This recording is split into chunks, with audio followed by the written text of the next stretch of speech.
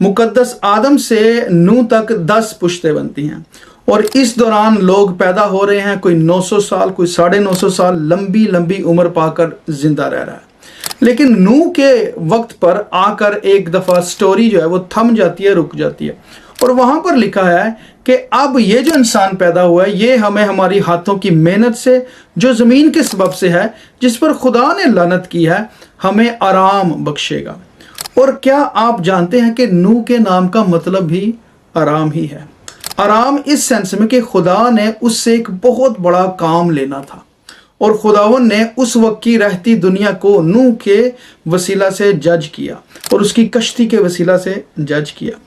और क्या आप जानते हैं कि मुकद्दस नूह जो है वो एग्जैक्टली यीशु मसीह की तस्वीर है, अक्स है पुराने अहदनामा में। वो इस तरह के जैसे नूह ने उस वक्त में आकर डिवीजन कर दी और वहाँ से एक नई दुनिया का आगाज़ होता है, वहाँ से सिम, हाम और याफ्त का आगाज़ होता है, जहाँ से आज की सारी दुनिया कनेक्टेड है। एग्जैक्टली वैसे ही यीशु मसीह जब ज़मीन पर आए हैं तो उन्होंने भी तारीख को दो लख्त कर दिया। आज हम भी यीशु मसीह का जब नाम आता है तो कबल अज मसीह और बाद अज मसीह से ही याद करते हैं, क्योंकि यीशु मसीह ने भी नूह की तरह ही, बल्कि नूह से भी बढ़कर इस दुनिया को और रहती दुनिया को भी बचाया है। नूह ने तो अपने वक्त की दुनिया को बचाया था, लेकिन यीशु मसीह तो जब से 2000 साल हो गए अब तक जो भी उस पर ईमान लेकर आता है वो निजात पा जाता है, वो बच जाता है।